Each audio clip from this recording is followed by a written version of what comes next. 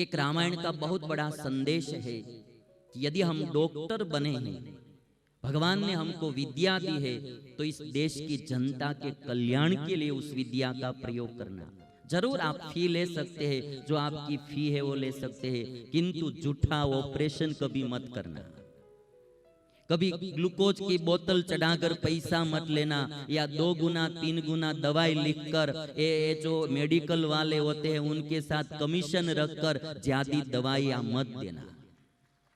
ये पाप कभी मत करना। जो हो सकती है उतनी आप फी ले लीजिए। उसमें भी हमारे सूरत में बहुत ऐसे डॉक्टर है, साधु संत का कभी भी कोई एक पैसा भी वो वे लोग नहीं लेते। कितना भी खर्चा होता है, कभी भी वो पैसे नहीं लेते। कोई गरीब चाहते हैं तो जो सैंपल की दवाइयां होती है वो गरीब को दे देते हैं और उसकी फी भी नहीं लेते हैं। यदि भगवान ने हमको विद्यावान बनाया, विद्या भगवान ने दी, तो लोक के कल्याण के लिए प्रयोग करना चाहिए। और यदि कोई गलत मार्ग से पैसा कमाएगा ना, तो वो पैसा कभी उसको सुख शांति नहीं देगा। वो पैसा वाला जरूर बनेगा, किंतु शांति वाला नहीं बनेगा, सुख चैन नहीं रहेगा। इसलिए यदि हम डॉक्टर बने, यदि हम वकील बने, जज बने, तो नीतिमत्ता छोड़नी नहीं चाहिए। निर्दोष जो होता है उसको आप बंदी बनवाते हैं, और जो दोषी होते हैं उसको आप मुक्त करवा देते हैं। वकीलात या जज की विद्या ऐसा काम करने के लिए नहीं दी है भगवान। नीति से रहना। गांधी जी वकील बने थे, तो गांधी जी के पास कोई भी केस लेकर आते थे तो गांधी जी सब पूछते थे और कहते थे तुमने ये गलत किया है, तो हाँ, गांधी जी कहते थे मैं भी केस लड़ूंगा ना आपका, तो भी नतीजा तो यही आएगा कि आपको जेल में ही जाना पड़ेगा। गांधी जी तो सत्य के पुजारी थे। गलत काम करने वाले के हाथ में कभी कुछ भी नहीं आएगा। एक वकील था ना, तो उसको वकीलात का काम जो कर रहा था उसमें ठीक से चल नहीं रहा था, केस कोई आ नहीं रहे थे।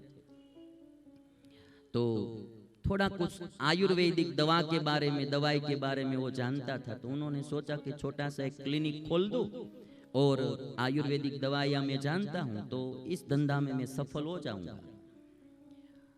तो वकील जो था उन्होंने छोटा सा क्लिनिक खोला, दवाखाना खोल दिया, और दवाखाना खोल दिया, किंतु कोई मरीज नहीं आता है, कोई दर्दी आता नहीं। तो बाहर एक एडवर्टाइज के लिए बोर्ड लगाया कि कोई भी मरीज आएगा, कैसा भी रोग होगा, 300 रुपया में मैं उसका रोग ठीक कर दूंगा, और यदि मैं रोग ठीक नहीं कर सका तो 1000 रुपया में वापस दूंगा। पहले के जमाने की बात, नोटबंदी के पहले की बात, क्योंकि अब तो 1000 की नोट चलती नहीं। तो कहा कि 1000 रुपया वापस दूंगा।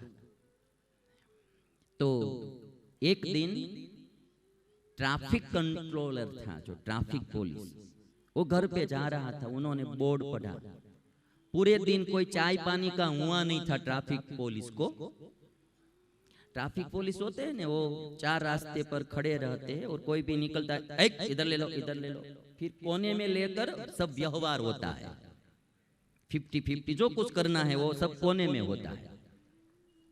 तो पूरे दिन कुछ हुआ नहीं था, तो उन्होंने सोचा कि दवाखाने में जाओ और 1000 रुपया लेकर आओ। तो आया अंदर। डॉक्टर ने पूछा कि साहब क्या होता है आपको? तो कहते कि डॉक्टर साहब मुझे कोई स्वाद का अनुभव नहीं होता है। जिह्वा पर कोई मिठाई रखते हैं तो मीठी नहीं लगती है, नीम का पत्ता रखते तो कड़वा नहीं लगता है, कोई प्रकार का टेस्ट ही नहीं आता है जीभ में। डॉक्टर को लगा कि ऐसा रोग तो कोई होता नहीं, इसको एक कौन सा प्रकार का रोग हुआ। तो डॉक्टर भी ऐसे तो वकील था, तो कंपाउंडर से बोला कि वो 22 नंबर की बोतल है ना, उसमें से 2 बूंद इसको पिला दो। और 22 नंबर की बोतल में से 2 बूंद जीभ पर रखी ने, तब ये पेशेंट बोला कि डॉक्टर साहब इसमें तो पेट्रोल लगता है।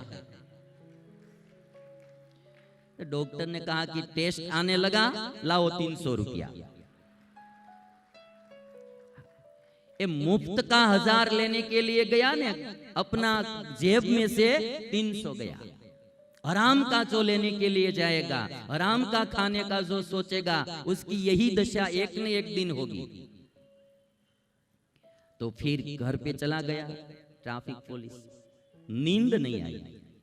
हर दिन किसी का ले लेता था, आज अपनी जेब में से पैसा गया, नींद नहीं आई। एक सप्ताह के बाद फिर आया, एक बार जाता हूं, देखता हूं क्या होता है, फिर आया। डॉक्टर ने पूछा कि भाई अब आपको क्या होता है? तो कहता है कि साहब मेरी याददाश्त चली गई है, कुछ याद नहीं रहता है। कोई चीज मैंने कहीं रखी हो तो 1 मिनट में मैं भूल जाता हूं कहां रखी थी, बिल्कुल याददाश्त चली गई है। डॉक्टर ने कंपाउंडर से कहा कि वो 22 नंबर की बोतल में से 2 बूंद पिला दो। तब ये बोला कि साहब उसमें तो पेट्रोल है। डॉक्टर ने कहा कि सप्ताह पहले की बात आपको याद आ गई, याददाश्त वापस आ गई, लाओ 300 रुपया। तो फिर से 300 रुपया जेब में से गया और घर पे गया, किंतु नींद नहीं आती थी। और जो जुआरी होता है ना, वो हारता है तो फिर उसको मन होता है कि एक बार फिर खेल लो, फिर खेल लो। तो तीसरी बार इसको इच्छा हुई कि एक बार जाता हूं, 1, 2 और 3। तो फिर आया सप्ताह के बाद। तो डॉक्टर ने पूछा कि भाई अब आपको क्या होता है भैया? तो दर्दी ने कहा कि साहब आंख में कुछ दिखाई नहीं देता है, बहुत धुंधला धुंधला दिखाई देता है। साहब डॉक्टर साहब यदि आप मेरे हाथ में 500 रुपये की नोट रखेंगे ना, तो मुझे पता नहीं चलेगा कि 500 की है या 1000 की है। डॉक्टर ने कहा कि भाई देखो, इस रोग की कोई दवाइयां मेरे पास नहीं है। मैंने बाहर बोर्ड लगाया है कि यदि मैं रोग ठीक न कर सकूं तो 1000 रुपया दूंगा, लो मैं आपको 1000 की नोट देता हूं। डॉक्टर ने 1000 की नोट दी, किंतु 1000 की नोट की जगह पर 500 की ही नोट थी वो, और हाथ में 500 की नोट दी। तो ये पेशेंट कहता है कि साहब ये 500 की है, 1000 की नहीं है। साहब ने कहा ठीक दिखाई देने लगा, लाओ 300 रुपया।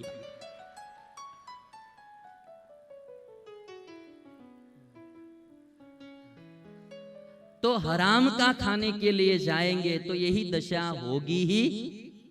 इसलिए विद्या का सदुपयोग करना, विद्या का दुरुपयोग कभी भी मत करना।